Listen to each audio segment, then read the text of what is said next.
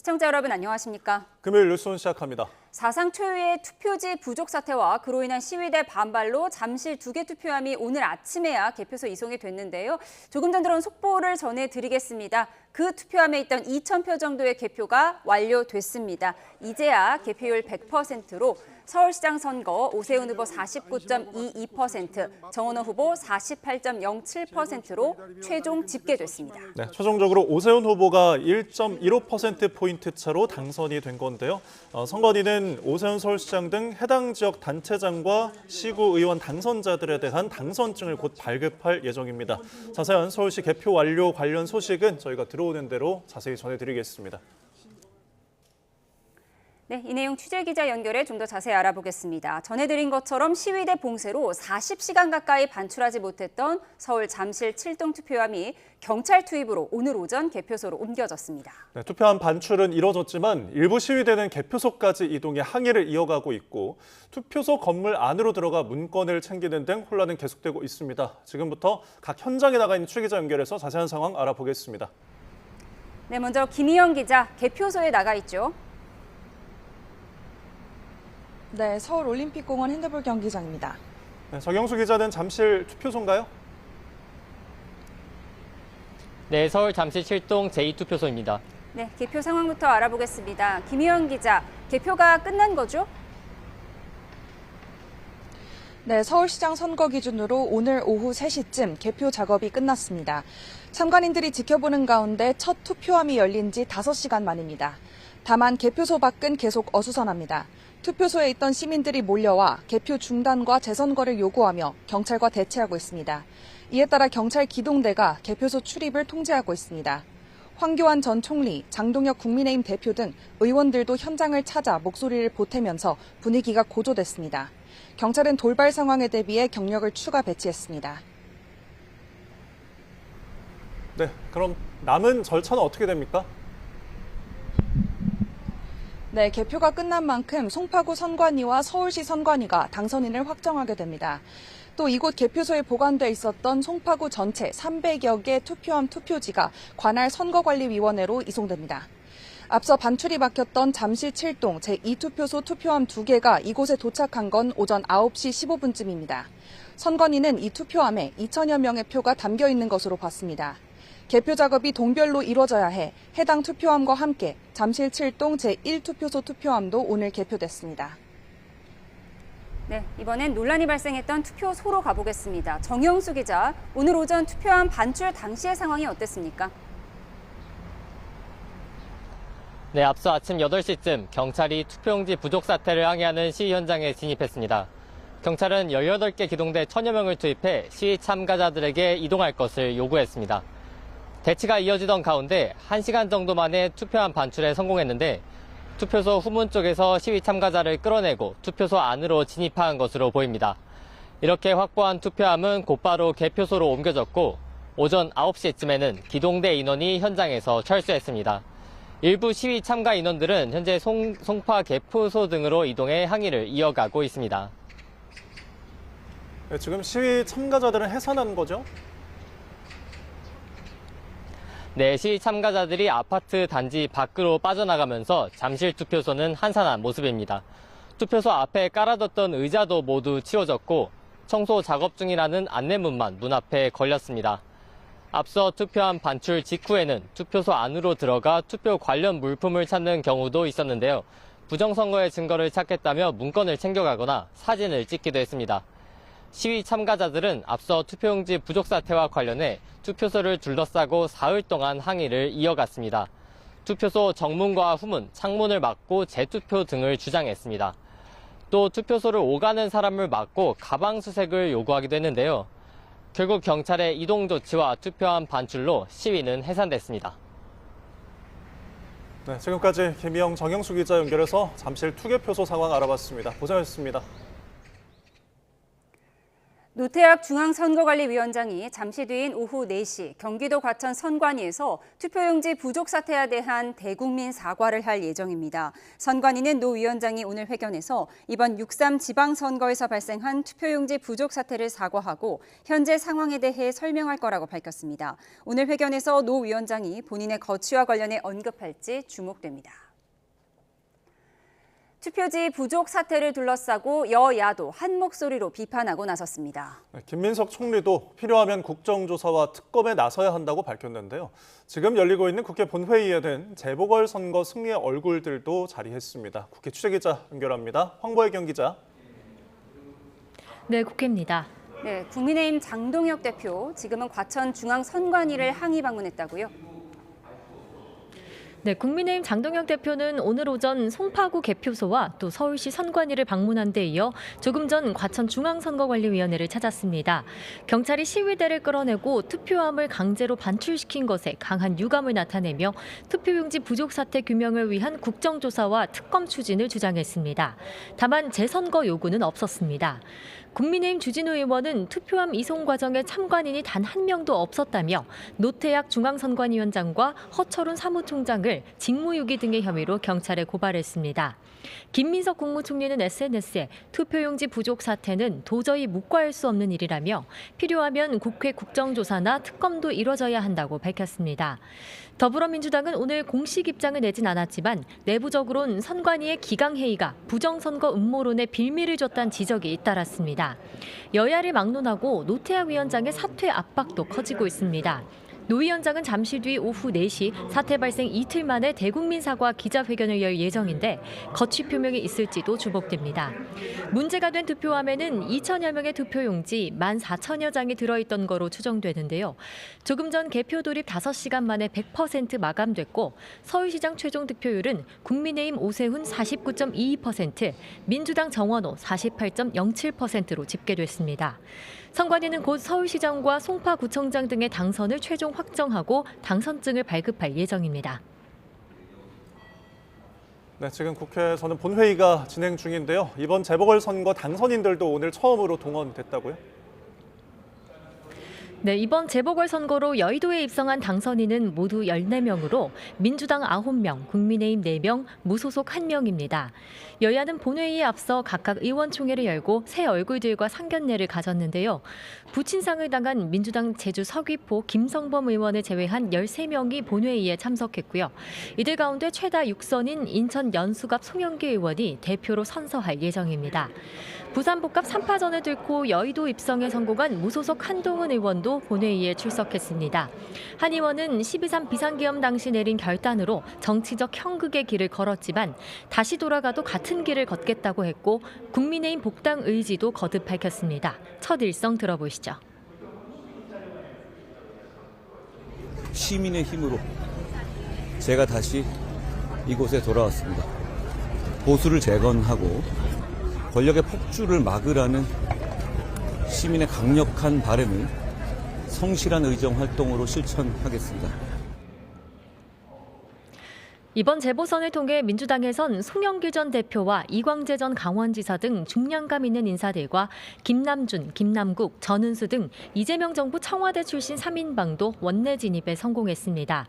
국민의힘에선 윤석열 정부 방송통신위원회의 투톱 이진숙, 김태교 의원이 각각 대구 달성과 울산 남갑에서 승리해 국회에 입성했습니다.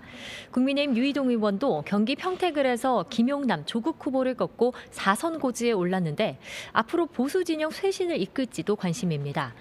이번 재보선을 거치면서 국회 의석수는 민주당 161석, 국민의힘 110석으로 재편됐습니다. 국민의힘 송원석 원내대표가 오늘 사퇴함에 따라 다음 주 차기 원내대표가 선출되는 대로 여야 원내 지도부가 본격적인 원구성 협상에 나설 예정입니다. 지금 진행 중인 본회의에선 민주당 6선 조정식 의원을 후반기 국회의장으로 선출하는 의장단 구성도 마무리됩니다. 지금까지 국회에서 전해드렸습니다. 민주당 당권 도전이 예상되는 김민석 국무총리의 후임자 중 한 명으로 거론된 정성호 법무부 장관은 차기 총리 지명서를 부인했습니다. 정 장관은 오늘 YTN과의 통화에서 자신이 김 총리의 후임자가 될 거란 건 전혀 사실이 아니고 1% 가능성도 없는 얘기라고 말했습니다. 최근 이재명 대통령과 만난 게 차기 총리설이 등장한 배경 중 하나란 취지의 질문에는 이 대통령과는 자주 식사하고 있다며 확대 해석의 선을 긋고 총리 지명과 관련한 이 대통령의 언급도 전혀 없었다고 강조했습니다. 엔비디아의 젠슨 황 최고 경영자가 우리나라를 찾았습니다. 첫 일정으로 PC방에서 프로게이머 페이커를 만났고 저녁에는 국내 주요 기업 총수들과 삼겹살 회동을 진행할 예정인데요. 한국 기업들과 어떤 협력 논의가 이루어질지 관심이 쏠리고 있습니다. 현장에 나가 있는 취재기자 연결합니다. 오동건 기자. 네, 서울 홍대 인근에 나와 있습니다. 네, 현장 분위기 어떻습니까? 네, 바로 이곳은 오늘 엔비디아 젠슨 황 CEO와 국내 주요 기업 CEO들이 함께 만찬을 하는 삼겹살집 앞입니다. 이곳에서는 국내 취재진과 인파가 몰리면서 이렇게 뒤를 보면 안전 펜스를 확인할 수가 있는데요. 경찰들은 안전사고에 주의하는 모습까지 확인할 수가 있었습니다. 젠슨 황 CEO는 오늘 오후 1시 40분쯤 김포공항을 통해 입국했습니다. 검은 재킷을 입고 등장한 젠슨 황은 취재진 앞에서 밝은 표정으로 소감을 전하기도 했습니다. 젠슨 황은 깜짝 놀랄 소식이 있다고 했는데 협력사, 고객사에 감사를 전하려고 방문했다면서 한국과 많은 사업을 준비하고 있다고 밝혔습니다. 이어 현대, LG, SK, 삼성 등과 많은 일정이 예정돼 있다고 덧붙였습니다. 젠슨 황은 방한 첫 일정으로 조금 전 2시 40분쯤 e스포츠 게임단 T1이 운영하는 PC방 T1 베이스 캠프를 찾아 페이커 등 선수단을 만났습니다. 젠슨 황은 엔비디아 칩에 사인을 해서 페이커에게 선물하면서 세상에 하나뿐이라고도 설명하기도 했는데요. 딸 메디슨 황도 일정을 함께했습니다.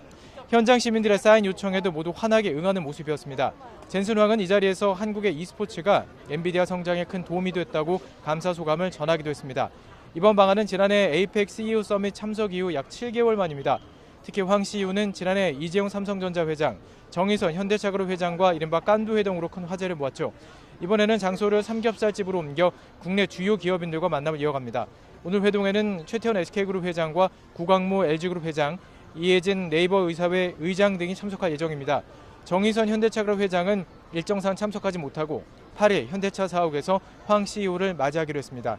오늘 회동에서는 AI 반도체와 로보틱스 등 다양한 분야에서 협력 방안이 논의될 것으로 전망됩니다.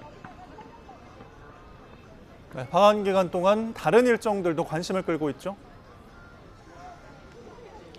그렇습니다. 젠슨 황 CEO는 이번 방한 기간 동안 LG 그리고 여러 스타트업이라든지 로봇 관련 기업, AI 기업들과 만남을 이어가면서 광폭 행보를 이어갈 예정입니다. 특히 이번 방한 기간 동안은 NC소프트와 크래프톤 등 게임업계 주요 기업들과의 개별 면담이 예정돼 있고 네이버 본사 방문 일정도 검토되고 있는 것으로 알려졌습니다. 이번 방한의 또 다른 관심사는 모레 잠실 야구장에서 열리는 프로야구 두산전 경기 시구입니다. 황 CEO는 엔비디아 창립 연도를 의미하는 등번호 93번 유니폼을 입고 마운드에 오르고 두산 박정원 회장이 직접 시타에 나섭니다. AI 산업의 상징적 인물로 떠오른 황 CEO가 한국 기업들과 어떤 협력 성과를 만들어낼지에 관심이 집중되고 있습니다. 지금까지 서울 홍대 인근에서 YTN 오동건입니다.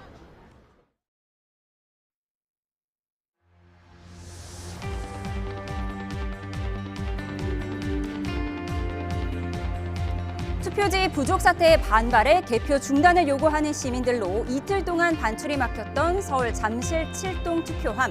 오늘 아침에 경찰까지 투입되며 근처 개표소로 옮겨졌습니다. 우여곡절 끝 조금 전에 개표가 마무리되면서 오세훈 시장은 선거 이틀 만에야 당선증을 받게 됐습니다.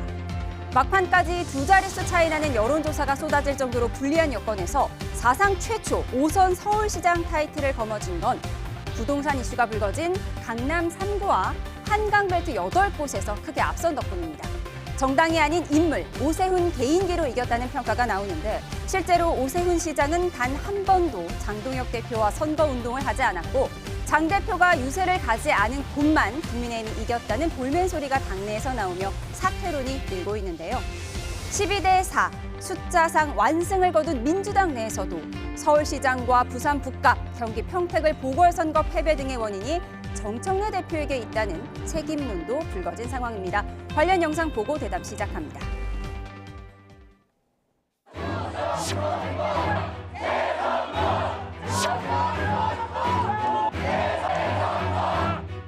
상태에서는 오세훈 후보자 당선 결정을 할 수가 없어요.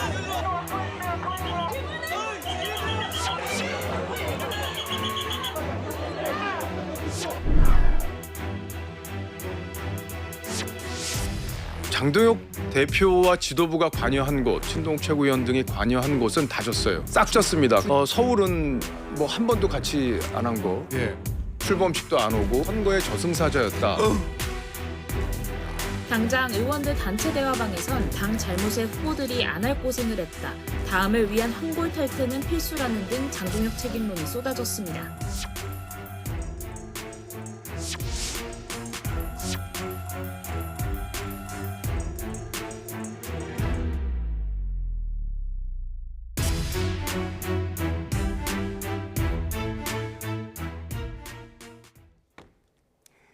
네, 오늘의 정치온 김준일 정치평론가, 김영우 전 국민의힘 의원 두 분과 함께합니다. 어서 오십시오.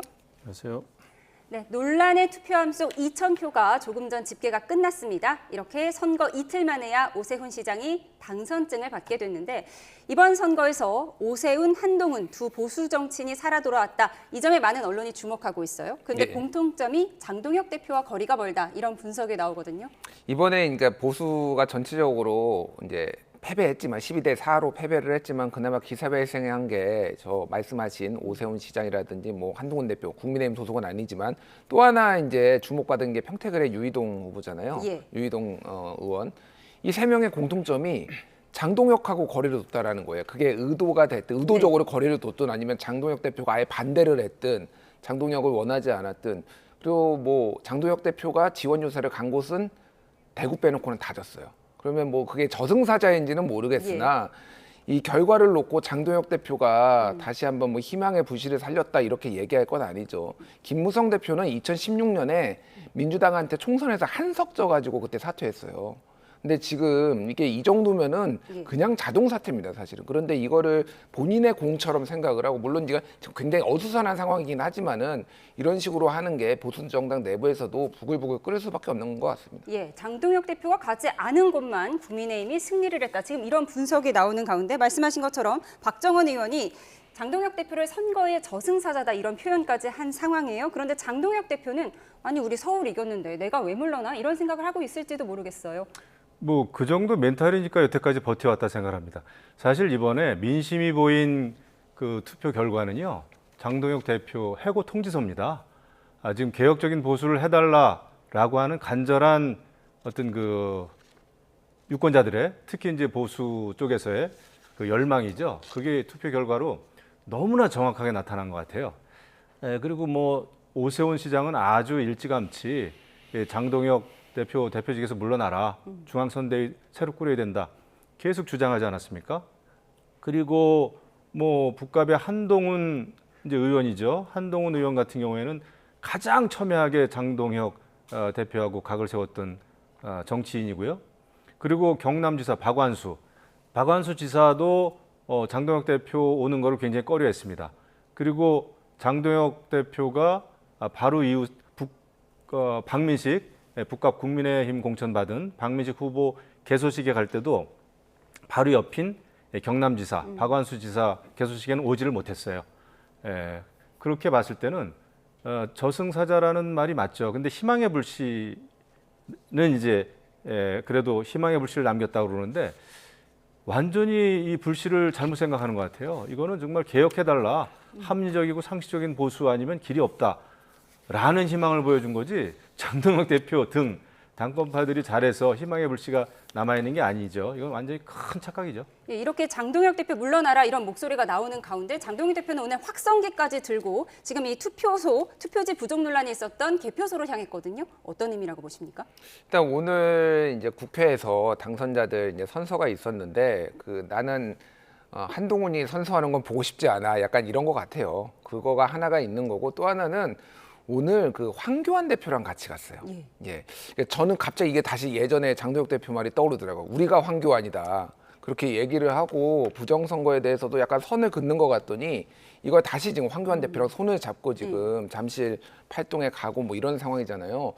그러니까 이게 지금 저는 뭐 이제 당연히 선관위가 굉장히 잘못하고 이거에 대해서는 철저히 법적으로도 행정적으로 따져 물어야 된다고 생각은 하지만은 이게 지금 부정선거라고 생각하지는 않거든요. 예.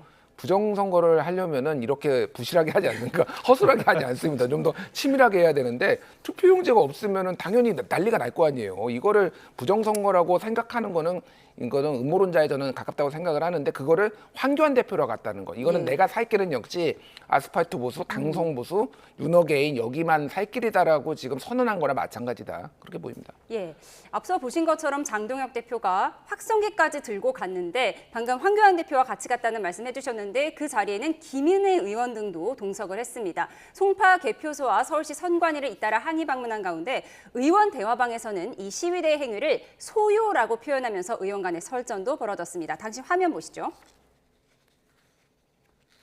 책임자 어디 계세요? 책임자 김은혜 의원님 오셨는데 지금까지 올라오세요. 네, 이렇게 고함치는 시위대 앞에선 국민의힘 김은혜 의원, 청년들이 저렇게 목숨 걸고 지켰는데 라고 말하면서 눈시울을 붉혔는데요. 이후 배현진 의원이 선거 완료 절차가 진행 중이니 걱정하지 말라면서도 이 이상의 소요가 없도록 우리가 자극하는 일이 없어야겠다는 글을 올렸습니다. 이에 그 현장에 있던 김은혜 의원이 즉각 소요요? 라며 불쾌감을 제기했고요. 김미애 의원은 소요라는 표현은 부정적 인식에 전제된 거라며 공세를 이어갔습니다.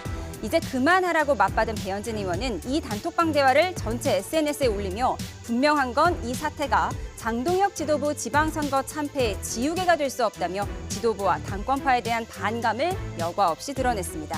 앞서 김용태 의원도 이번 투표지 사태가 당 지도부 선거 패배 책임을 회피하는 썩은 동아줄이 되지 않길 바란다고 일침을 놓기도 했습니다. 그러니까 당내 소장파들은 이번 사태를 국민의힘 장동혁 당권파가 권력을 유지하는 데 사용하지 말아라. 지금 이런 일침을 가한 거예요. 그렇죠. 이거 만약에 정말 만에 하나 오세훈 그 후보가 졌다면은 완전히 다시 부정선거 음모론이 정말 들불처럼 타올랐을 거예요. 그걸 굉장히 또 활용을 했을 거고 특히 장동혁 지도부는 더 했겠죠. 그게 아닌 게 다행이고 물론 그 말씀이 있었습니다만은 이거 엄청난 정말 부정선거가 아니라 이게 굉장히 부실선거인데요. 사실 6.25 전쟁 때도 우리가 투표를 했던 나라입니다. 그때는 정말 종이가 귀했던 시절인데 그때도 투표용지가 부족해가지고 투표가 이렇게 엉망이 됐다는 얘기는 제가 한 번도 못 들어봤어요. 근데 지금 21세기 대명천지에 투표용지를 뭐 50% 정도밖에 준비를 안 했다? 이거는 선관위 책임자들을 정말 엄벌해야 되고 물러나야 되죠.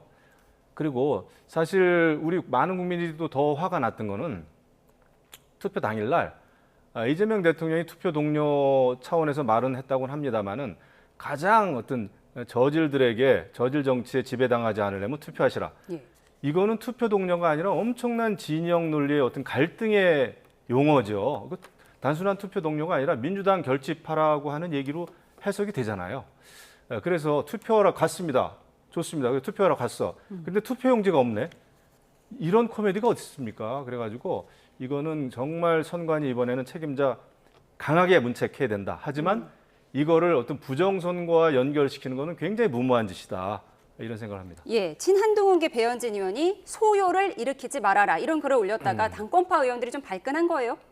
그러니까 서울시당위원장이잖아요. 그리고 이제 그 오세훈 시장하고 이제 가까운 사이 이런 거를 감안을 하면은 그러니까 지금 오세훈 시장이 최종 당선이 지금 확정이 안 됐잖아요. 저것 때문에. 그러니까 저 상황을 빨리 마무리하고 싶어 하는 게 이제 배현진 의원의 마음인 것 같아요. 그리고 말씀하셨다시피 이 소장파들이나 이제 좀 개혁파들은 장동혁 대표가 이 기회를 이용해 가지고 생명 연장의 꿈을 꾸고 있다. 지금 이렇게 보는 시각이 있으니까 좀 부정적으로 보는데 어쨌든 뭐 그거를 또 국민의힘에서 지적할 수도 있을 것 같아요. 그 소요라고 하는 게 좀 불편하다라고 하는 거는 이런 지금 국민의힘의 분열 상황을 좀 보는 것 같고 결국은 이거는 그런데 중요한 거는 의회에서 해결해야 된다. 그러니까 의회에서 뭐 이를테면 오늘 이제 김인석 국무총리가 이거 국정조사도 해야 된다 이런 얘기도 했잖아요. 결국은 저기에서 시위를 한다고 해결되는 게 아니라 이거를 어떻게 수습할지 국회가 나서가지고 여야가 합쳐가지고 해결해야 되지 당대표가 저기 가서 항의를 하는 거는 본인의 개인의 퍼포먼스 빼놓고는 도움이 안 된다고 봅니다. 네, 확성기까지 들고 간 장동혁 대표 얘기해봤는데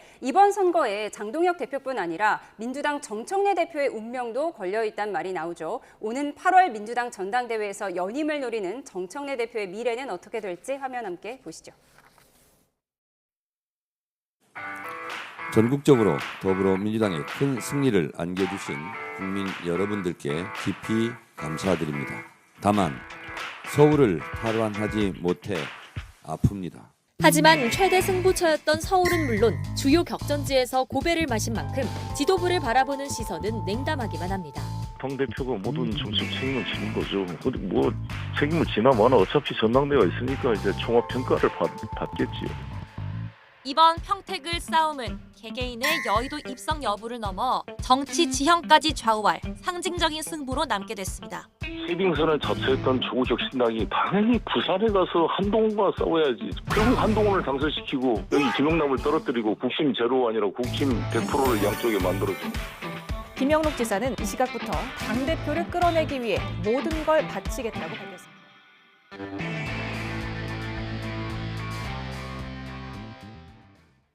네, 지금 민주당 상황을 놓고 국영수 망치고 시험 잘 봤다고 할 수 있냐? 월드컵 순위는 좋은데 한일전 진 것 같다라는 말도 나옵니다. 근데 잠시 속보가 들어와서 전해드리도록 하겠습니다. 투표용지 부족 사태가 벌어진 지 이틀 만에 노태악 중앙선거관리위원장이 대국민 사과를 하고 있습니다. 들어보시죠. 제9회 전국 동시 지방선거 시 일부 지역의 투표소에서 발생한 투표용지 부족 사태로 국민께 심려를 끼쳐 송구스러운 마음을 금할 길이 없습니다. 오늘 송파구 선거관리위원회의 개표를 끝으로 이번 지방선거는 모두 마무리되었습니다.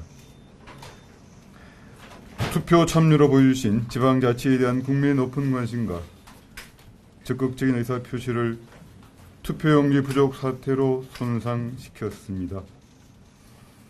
나아가 선거관리에 대한 국민의 신뢰를 훼손하여 선거 과정에 대한 불신으로 이어지고 있는 상황에 대하여 중앙선거관리위원장으로서 참담함과 함께 무한한 책임감을 느낍니다.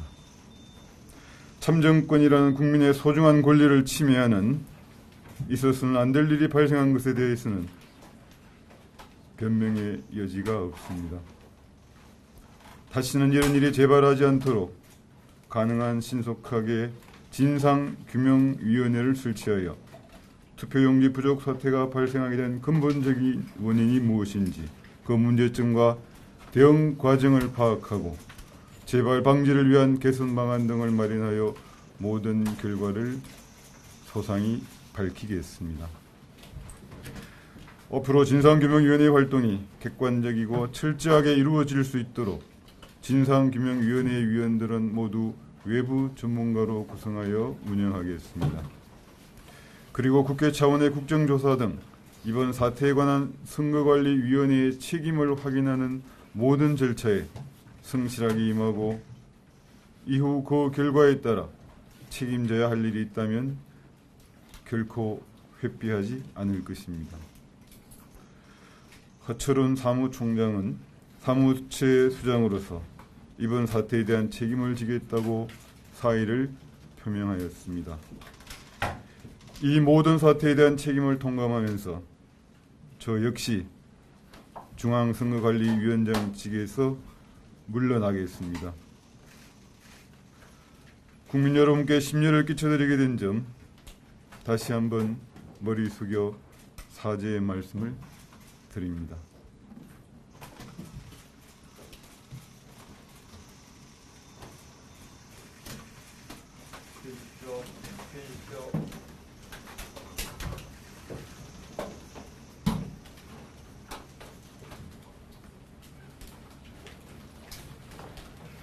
이어서 선거정책실장님의 현안 사항에 대한 브리핑이 있겠습니다. 네. 노태악 선거관리위원장이 이번 투표지 부족 사태의 책임을 지고 사임하겠다는 뜻을 밝혔습니다. 대국민 사과 메시지 저희가 생중계로 전해드렸습니다. 내용을 좀 전해드리면 국민의 의사표시를 투표지 부족으로 손상시켰고 선거일 이어서 투표소에서 들어보겠습니다. 발생한 투표용지 부족 사고에 대해 브리핑을 하도록 하겠습니다.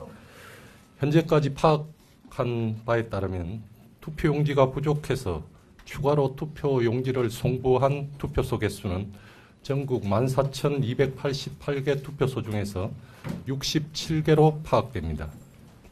지역별로는 서울 35개 투표소, 부산 8개, 대구 7개, 인천 6개, 울산 3개, 경남 8개 투표소에서 투표용지를 추가 송부한 것으로 파악했고 서울 송파구가 15개소로 가장 많았습니다.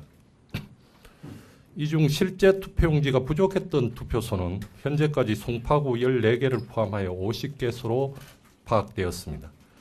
다만 투표용지 부족으로 잠시라도 투표가 중지되었다가 재개한 투표소는 총 22개소로 파악하였습니다. 투표용지가 추가로 송부는 되었으나 사용하지 않은 투표소는 17개소입니다. 향후 투표록의 전수조사 등을 통하여 추가사항이 있는지 등은 진상규명위원회의 조사를 통해 밝힐 예정입니다. 제일 궁금해하시는 부분인데요. 투표용지를 100% 인쇄하지 않고 선거인 수의 50%를 기준으로 감축 인쇄한 이유입니다. 최근 선거에서 사전투표율이 지속적으로 증가함에 따라 사전투표율이 높은 지역은 투표용지가 과다하게 남는 경향이 있었고 이후 회수, 보관, 폐기 과정을 고려할 때 선거일 투표소에서 사용하는 투표용지를 감축하여 인쇄할 필요가 있다는 내부 의견이 있었습니다. 그리고 실제 선거일 투표에 사용되는 투표용지는 사전투표를 한 선거인이 빠지기 때문에 선거인 수의 100%를 인쇄할 필요는 없는 것입니다. 그래서 내부 연구 결과와 일선위원회의 의견을 반영하여 제9회 지방선거 종합관리지침에 해당 내용을 포함하였고 편람도 개정하였습니다.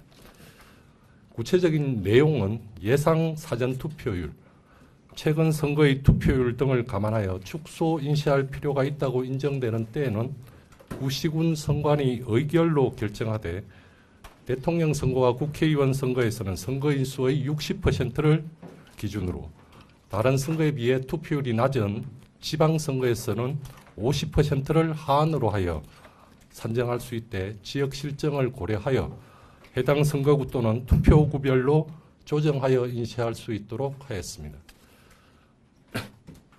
투표용지가 부족했던 이유를 서울 송파구의 경우를 예로 들면 선거일 투표용지 인쇄 매수를 위원회에서 의결하여 선거인 수 기준 50%, 일부 투표소의 경우에는 60% 기준으로 인쇄하였습니다. 사전투표율이 23.3%였기 때문에 총 선거인 수 기준으로 보면 73.3% 정도를 인쇄한 것으로 볼 수 있습니다. 그런데 최종 투표율이 66% 정도인 점을 감안할 때 송파구 전체적으로는 투표용지가 부족하지 않았지만 송파구 관내에는 146개의 투표소가 있습니다. 그래서 투표소마다 선거일 투표자 수의 편차가 있어서 일부 투표소에서 투표용지가 부족했던 것으로 파악됩니다. 관내의 투표소별 선거인 수와 사전투표 결과, 선거일의 투표 진행 상황 등을 종합적으로 감안하지 못해 투표용지 부족 사항이 발생했는데요. 투표용지 인쇄 매수 산정 기준과 절차를 전반적으로 재검토하여 재발 방지 대책을 수립하도록 하겠습니다. 다시 한번 사과의 말씀을 드립니다.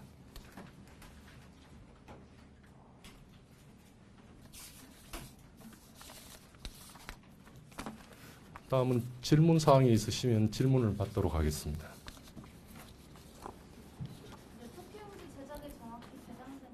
선거관리위원회 브리핑 듣고 오셨습니다. 내용을 좀 정리를 해드리면 사전투표율 높은 곳은 투표지가 남는 경향이 있어서 인쇄를 좀 적게 했다 이런 내용인 것 같습니다. 그래서 송파구 선거일 투표용지 인쇄 매수를 50%로 의결을 했고 총 선거인 기준으로는 73.3% 정도를 인쇄했다고 밝혔습니다. 투표소마다 투표자 편차가 있어서 일부 용지가 부족한 것이다라고 밝혔는데 의원님 그렇다면 이게 송파구 전체적인 투표지는 제대로 인쇄를 했는데 우리가 투표소마다 분배를 조금 잘못했다 뭐 이런 내용인가요? 근데 지금 이 윤재수 선거정책실장인가요? 이 얘기를 들으면은 많은 국민들이 더 화가 날 것 같은데요. 자신들은 굉장히 과학적으로 아주 세부적으로 잘 준비를 했는데 뭐 그런 변명 아니겠어요? 이게 배경 설명이 아니라 완전히 변명으로 들립니다. 어찌 됐든 간에 자기 자신들은 뭐 여태까지 선거 참여 그것을 분석을 했는지 어떤지 모르지만은 투표용지가 없었잖아요. 유권자 입장에서는 단순하게 얘기하면은 그게 선관위가 잘못하지 않았습니까? 그래서 이거는 뭐 저런 대충 사과나 변명이 아니라 저거 빨리 수사를 해야 됩니다. 수사를 해야 되고 그 다음에 얼마나 많은 사람들이 그날 본투표 날 투표를 하러 갔는데 투표용지가 없어가지고 다시 돌아간 분들도 계시고 그렇잖아요. 많은 사람들의 시간과 투표에 참여하겠다고 하는 그 의욕을 꺾은 거 아닙니까? 이거는 뭐 굉장한 사건이죠. 그래서 이거는 수사를 빨리 해야 된다 생각합니다. 예, 선거관리위원장이 물러나겠다라고 밝혔는데 뭐 이렇게 해결될 문제는 아니라는 게 좀 지배적인 분석이에요.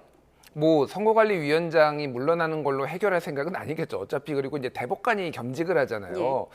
그래서 이 구조에 대해서도 좀 말이 많습니다. 사실상 선거 관리를 선거 사무를 관리하는 거는 사무총장이 예. 하고 있는 상황이고 대법관, 선거관리위원장은 좀 상징적인 자리인데 이게 그러니까 엄정 중립을 요하는 자리이기 때문에 이제 대법관 중에 한 명이 사법부에서 하는 건데 이게 맞느냐 계속 논의가 있어 왔어요. 그래서 그런 것까지 좀 폭넓게 해야 될 것 같고 수사는 뭐 지금 경찰에서 전담 수사팀 꾸렸고 뭐 특검 얘기까지 지금 나오니까 그거는 여야가 공히 분노한 상황이니까 그거는 뭐 진행이 될 거고 이게 이제 저거를 다 받아들인다고 하더라도 설명을 받아들인다고 한 가지 문제점은 뭐냐면은 뭐 언론 보도에 따르면은 당일날 투표에 오후 2시, 3시에 이미 투표 부족을 알았다라는 거예요. 투표 용지 부족을.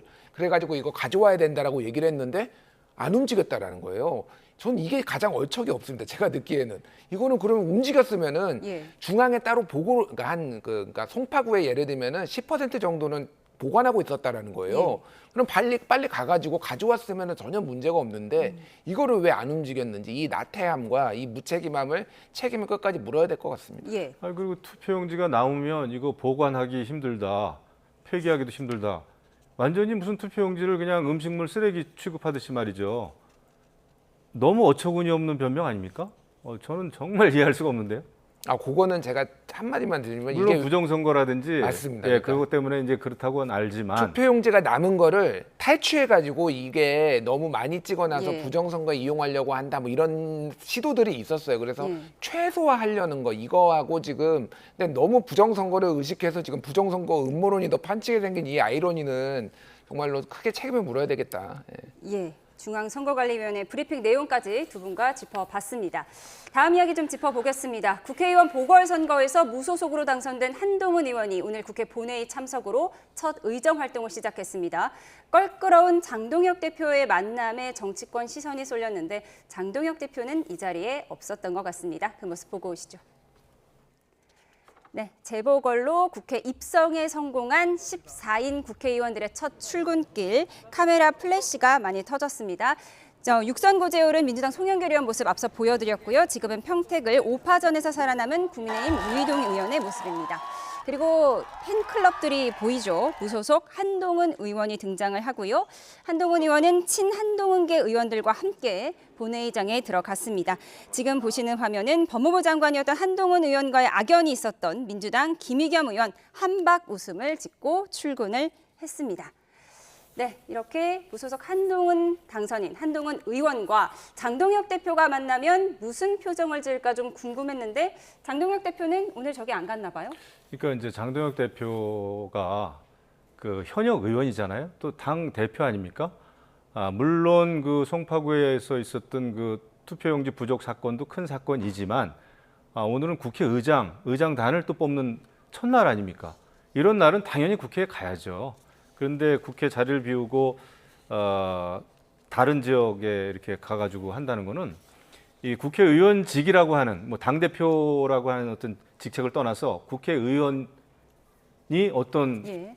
어떤 직인가, 국회의원 배지가 가지고 있는 그 무게가 어떤 것인가, 국민을 대의하고 대표한다는 게 어떤 것인가라는 거를 완전히 잊고 있는 것 같아요. 그래서 굉장히 아쉽다 생각합니다. 네, 지금 화면에 한지아 의원, 박정아 의원과 한동원 의원이 국회의원 회관으로 들어가는 모습을 보여드리고 있는데 장동혁 대표와 만나면 악수를 할까 어떤 표정을 지을까 궁금했는데 장동혁 대표 확성기 들고 지금 선관위 저쪽으로 가느라고 개표소 쪽으로 가느라고 여기 안 온 거예요. 예, 뭐 언젠간 만나겠죠. 뭐 평생 안 만날 수는 없으니까 그게 이제 의원회관에서 만나든 만날 것 같고, 그러니까 뭐 전략적 선택인 것 같아요, 장동혁 대표가. 그런데 지금 한동훈 무소속 후보가 무소속 의원만 있는 게 아니라 본인의 당에서 공천해가지고 지금 이번에 당선된 분들도 꽤 있잖아요. 그러니까 뭐 공주 청양도 있고 울산 남구도 있고, 그러면 그거를 감안해서라도 저기에 가서 악수도 하고 환영도 한 다음에 사실은 선관이나 뭐 잠시 활동에 가도 가능한 동선이 아니었을까 저는 그렇게 생각을 합니다. 그래서 저는 너무 한동훈을 의식하는 게 오히려 좀 좁아 보인다. 당대표 아닙니까? 제1야당 당대표. 좀 폭넓게 좀 대국적으로 정치했으면 좋겠습니다. 예. 잠시만요. 지금 대통령 행사가 있어서 먼저 연결을 좀 해보도록 하겠습니다. 6.25 유해 봉안식에 있는데요. 화면 보시죠. 인도적 절차라는 의미를 넘어 더 크고 특별한 의미를 담고 있습니다. 한미 양국이 자유와 평화를 위해 헌신한 영웅들을 끝까지 함께 기억하겠다는 약속이며 그 희생에 바치는 가장 숭고한 예우이기 때문입니다. 아울러 오늘의 봉화는 참전 용사들의 피와 헌신 위에 세워진 한미 동맹을 더욱 깊고 굳건하게 만드는 뜻깊은 이정표이기도 합니다. 자국의 용사뿐 아니라 동맹국의 용사까지 찾아 가족의 품으로 돌려보내는 노력은 피로 맺어진 한미 동맹의 가장 뜨거운 증거입니다. 수십 년의 세월이 흘러도 전장에서의 약속을 지켜내는 신뢰, 바로 그것이 한미 동맹을 지탱해온 든든한 뿌리입니다. 대한민국은 굳건한 한미 동맹을 자양분 삼아 세계인이 놀라는 번영의 새 역사를 써내려가고 있습니다. 해방 이후 산업화와 민주화를 동시에 이룬 유일한 나라이자 전 세계가 주목하는 국민이 진정한 주인인 민주주의의 모범 국가이며 반세기 만에 원조받던 나라에서 원조하는 나라로 탈바꿈한 세계 10위권의 경제 강국으로 발돋움하였습니다. 한미 양국이 두 손을 맞잡고 흔들림 없이 미래를 향해 나아간다면 이 땅에 온전한 평화가 정착되고 상호 번영이라는 꽃을 활짝 피울 수 있다고 확신합니다. 앞으로도 자유와 평화를 위한 고귀한 연대의 역사를 미래 세대와 함께 더욱 굳건하게 이어갈 것입니다. 존경하는 국민 여러분, 오늘 우리가 누리고 있는 이 평화와 번영은 여기 계신 이름 없는 영웅들의 아낌없는 희생 위에 세워진 네, 6.25 전쟁 당시 대한민국 자유를 위해 싸우다 목숨을 잃은 한미 양국의 군 전사자 유해 상호 봉안식을 저희가 보여드렸고요. 네, 대통령의 추모사까지 들어봤습니다. 지금 보시는 화면은 한미 양국의 6.25 전쟁 전사자 유해를 고국으로 보내서 안장하는 상호 봉안식이 성남 서울공항에서 열렸고 그 모습을 보여드리고 있습니다. 상호 봉안식은 그동안 미국 하와이에서 진행돼 왔고요. 우리나라에서 개최된 건 이번이 처음입니다. 자세한 소식은 들어오는 대로 추가로 전해드리도록 하겠습니다. 네, 앞서 국회의원 재보궐선거로 국회 입성에 성공한 당선인들 오늘 첫 출근길까지 보여드렸는데요. 이제 오늘 선서식을 하는 거죠? 네, 그렇습니다. 이제 아마 새로 이번에 이제 선거에서 당선된 의원들이 선서를 할 겁니다. 그리고 이제 의원실이 다 배정이 됐죠. 그래가지고 이제 그 의원실도 꽤 중요합니다. 예, 의원실 그래픽이 준비되어 있는데요. 함께 보여주시죠. 그렇습니까? 예, 예. 네, 지금 보여드리는 것처럼 육선 고지에 오른 송영길 의원회관 사무실은 이재명 대통령이 쓰던 818호실이고요. 야권 무소속 한동훈 의원의 움직임에도 시선이 모아지고 있는데 1022호로 배정됐다고 합니다. 인근에는 박정훈, 배현진, 고동진 의원 등 친한동훈계 의원들이 있어서 이렇게 이웃 사촌이 됐네요. 그렇죠. 보통 이제 제일 인기 있는 의원실은 이제 대통령을 배출한 방이나 예. 이제 국회의장 배출한 방이 제일 인기가 있고요. 그 다음에 그 주변에 누가 의원실을 배정받았느냐가 굉장히 중요합니다. 왜냐하면 수시로 모일 수가 있거든요. 예. 그리고 또 본회의장까지 걸어가는 경우가 많은데 주로 인근에 있는 의원들하고 엘리베이터도 같이 타게 되고 그 다음에 쭉 길을 걸어가지고 이제 본회의장까지 가거든요. 그 가는 동안에 이런저런 얘기들을 많이 합니다. 지역구 얘기도 많이 하고 현안에 대해서도 그러니까 의총 들어가기 전이나 네. 그 후나 아니면 본회의장 갈 때 그래서 그 배정을 아마 그렇게 좀 받은 것 같아요. 그래서 아마 좀 더 이제 한동훈 의원도 이제 주변의 의원들하고 조금 쉽게 만날 수가 있죠. 여태까지는 밖에 있었기 때문에 원외였기 때문에 그 현역 의원들과의 소통이 좀 쉽진 않았을 겁니다. 예. 근데 이제 그런 걸 통해 가지고 많은 또 뭐라 그럴까요? 의사소통에 좀 의사소통 자체가 좀 활발해지지 않겠나, 예. 활발해지지 않겠나 이런 생각을 합니다. 예, 한동훈 의원 지금은 무소속이지만 이렇게 배현진, 박정훈 의원 등 친한동훈계 의원들과 이웃 사촌이 됐으니까요. 이제 이분들의 목소리가 더 커질 수 있겠죠. 뭐 당연히 이제 한동훈 의원 자체가 존재감이 워낙 커졌으니까 뭐 복당 얘기도 이제 당에서 슬슬 나올 테고 그러니까 이게 그동안 한동훈 의원이 이제 무소속 당대표 하다가 이제 사실상 이제 쫓겨나고 그만두고 되게 애매한 부분이 뭐가 있었냐면은 어디서 모임을 할지가 되게 애매했어요. 그래서 친한계 쪽에서는 아예 여의도 앞에 사무실을 좀 내라 이런 얘기도 좀 있었어요. 그래서 맨날 뭐 저기 강남에 가서 도곡동에서 뭐 모임을 할 수도 없고 그래서 그런 부분이 있었는데 많이 해소가 된 것 같고 이거는 국회 사무처에서 많이 배려해 준 겁니다. 지금 김민기 사무총장이 지금 민주당 출신인데 네. 이런 것들을 좀 고려를 해준 거예요. 그러니까 그래서 뭐 여야 가리지 않고 저는 뭐 잘했다고 봅니다. 예. 예, 그런가 하면 과거 악연이 있던 사람들이 국회에서 만난 것도 화제가 되고 있는데요. 과거 영상 보고 오시죠. 이 논문을 일저자로 썼습니다. 이모하고 같이. 공저자가 아니라 일저자로. 누구와 같이 썼다고요? 이모하고요. 이모. 제 딸이요? 술자리를 가신 기억이 있으십니까? 제보 내용에 따르면 김앤장 변호사 30명 가량이 있었습니다. 뭐 제가 더 비슷한 자리 있거나 저 금방 필요한 일 있었으면 저는 뭐 걸겠습니다. 이건 뭐 것이죠. 저기요, 이진숙 내정자 인사하시죠. 제가 인사하려고 했는데 인사를 안 하고 돌아셔서 가시니까 벌 좀 하잖아요. 그렇게 하시면 안 돼요. 저하고 싸우려고 하시고. 인사하겠습니다. 약속을 할까요? 그러니까 이렇게 하면 되죠.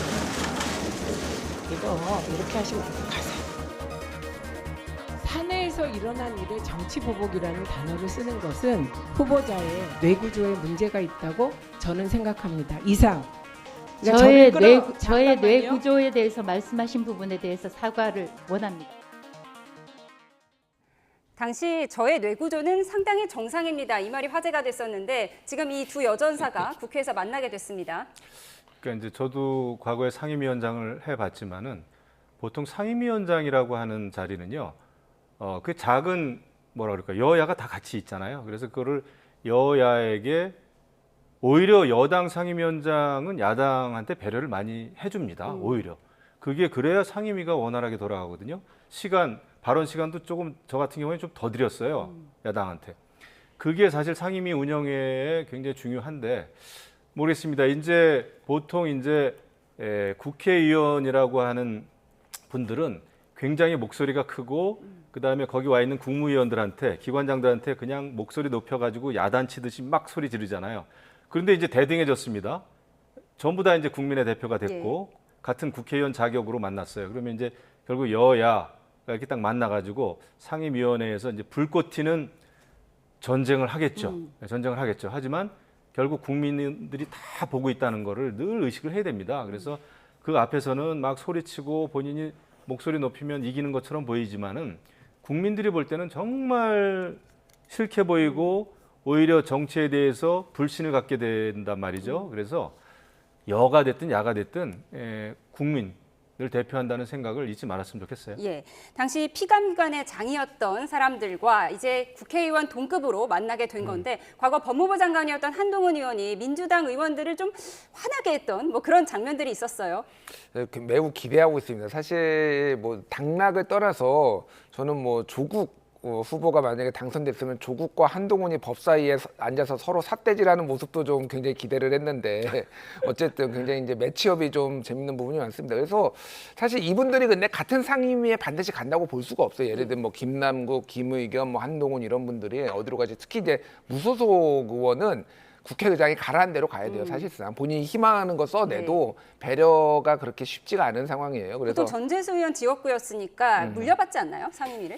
그러니까 지금은 아니 근데 이제 새로 국회의장이 뽑히고 이제 상임위원장도 어차피 다시 새로 새로 다 이제 배분해야 되거든요. 그래서 어디로 갈지 알 수 없고 최민희 의원하고 이진숙 의원도 최민희 의원이 지금 과방에 남을지 제가 듣기로는 문체위로 갈 가능성이 높다 뭐 이런 얘기도 들어서 실제 뭐 만날지는 모르겠으면 어쨌든 만날 때마다 굉장히 좀 불꽃이 튈 것 같습니다. 그 상임위원회는 보통은 이제 원내대표 각 당의 원내대표하고 이제 원내수석이 중심이 돼가지고 이렇게 짭니다. 근데 무소속인 경우에는 그러다 보니까 자기가 가고 싶은데 가기가 좀 쉽진 않아요. 상임위 위원이 딱딱딱 정해져 있기 때문에 그거를 다 짜고 나서 무소속한테 하죠. 근데 보통 의원들도 1지망, 2지망, 뭐 3지망까지 써냅니다. 그래가지고 이제 원내대표하고 좀 가까운 분들은 또 원하는 대로 또 가고 아주 그 안에서도 엄청난 또 뭐랄까 정치가 이루어지죠. 예, 과거 악연이 만나게 된 국회의 새로운 모습도 기대가 됩니다. 지금까지 김준일 정치평론가, 김영우 전 국민의힘 의원과 함께했습니다. 고맙습니다.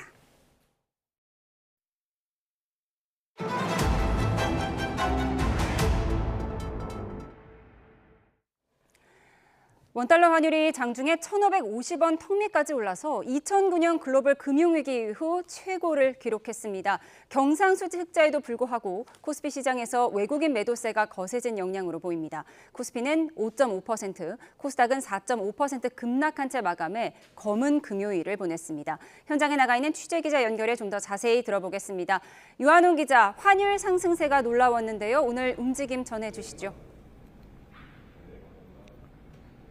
장 초반 1,540원을 넘었던 원달러 환율이 한때 1,549원까지 올라 충격을 줬습니다. 원달러 환율이 1,550원에 육박했는데 이는 2009년 3월 10일 1,561원 이후 최고치였습니다.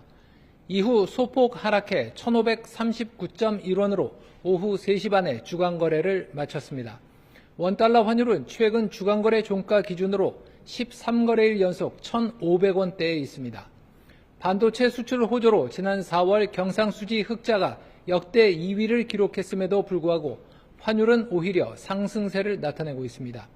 수출 기업들이 달러를 벌어들여도 환율 상승 기대감에 원화로 환전을 미루고 있기 때문으로 보입니다.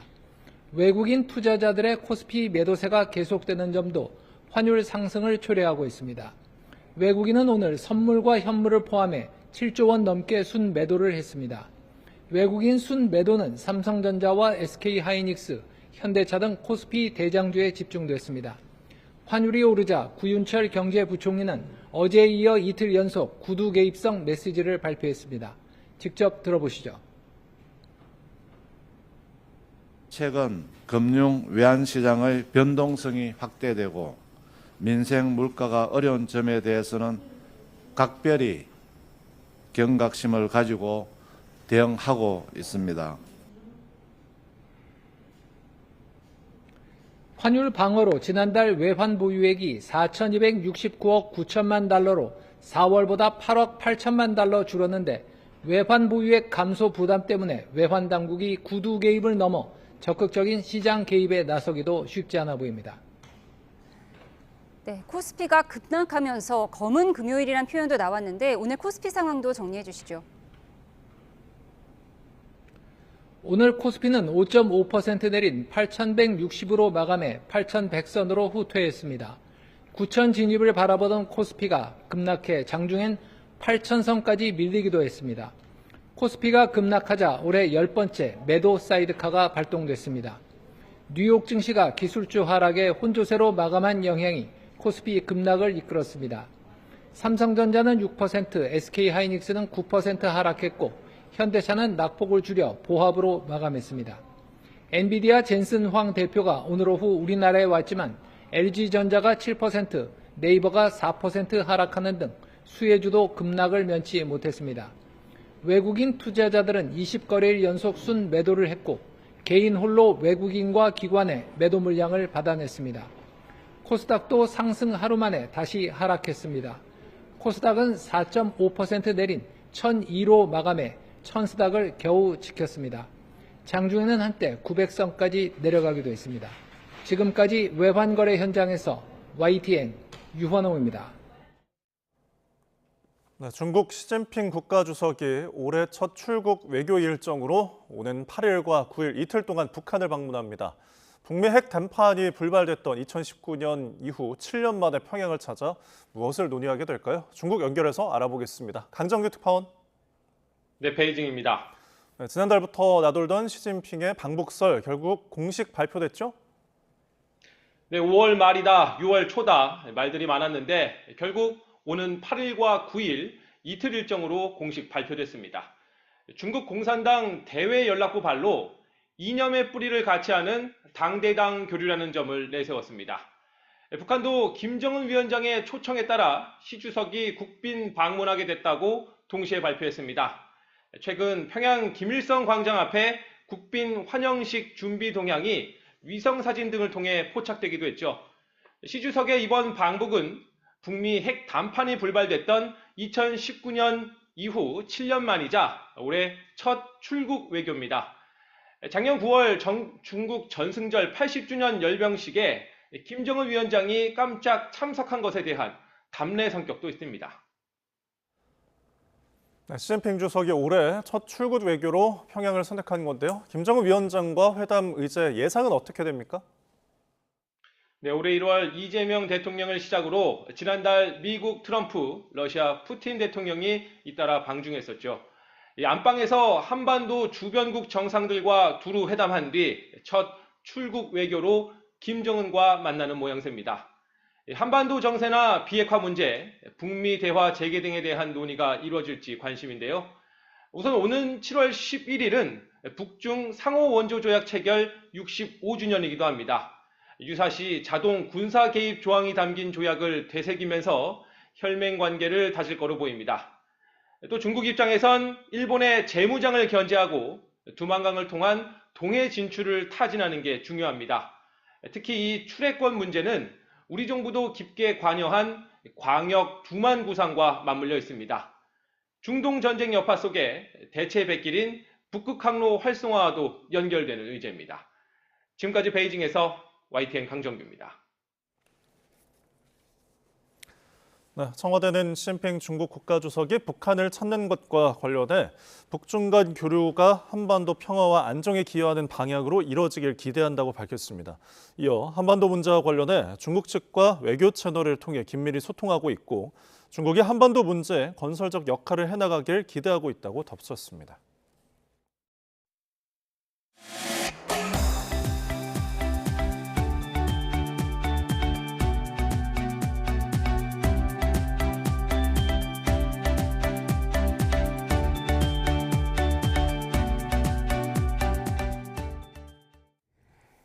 엔비디아 젠슨 황 최고 경영자가 오늘 한국을 찾았습니다. 네, 첫 일정으로 PC방에서 프로게이머 페이커를 만났고 저녁에는 국내 주요 기업 총수들과 삼겹살 회동을 진행할 예정인데요. 한국 기업들과 어떠한 협력 논의가 이뤄질지 관심이 쏠리고 있습니다. 현장에 나가 있는 취재기자 연결합니다. 오동건 기자. 네, 서울 홍대 인근에 나와 있습니다. 네, 지금 현장 분위기 어떻습니까? 네, 제가 나와 있는 이곳이 바로 그 만찬 회동 장소입니다. 젠슨 황 CEO와 국내 주요 기업 CEO들이 이곳에서 함께 삼겹살 회동을 할 예정입니다. 지금 보시면 아시겠지만 이곳은 많은 인파가 몰려 있는데요. 취재진과 많은 인파가 몰리면서 안전사고 우려에 저 뒤로 보이는 이런 안전패스까지 쳐져 있는 상황입니다. 오늘 오후 4시 40분쯤 김포공항을 통해 젠슨왕 CEO는 입국을 했습니다. 검은 재킷을 입고 등장한 젠슨왕은 취재진 앞에서 밝은 표정으로 소감을 전했습니다. 젠슨왕은 깜짝 놀랄 소식이 있다고 했는데요. 협력사 고객사에 감사를 전하려고 방문했다면서 한국과 많은 사업을 준비하고 있다고 밝혔습니다. 이어 현대, LG, SK, 삼성 등과 많은 일정이 예정돼 있다고 덧붙였습니다. 젠슨왕은 방한 첫 일정으로 e스포츠 게임단 T1이 운영하는 PC방 T1 베이스캠프를 찾아 페이커 등 선수단을 만났습니다.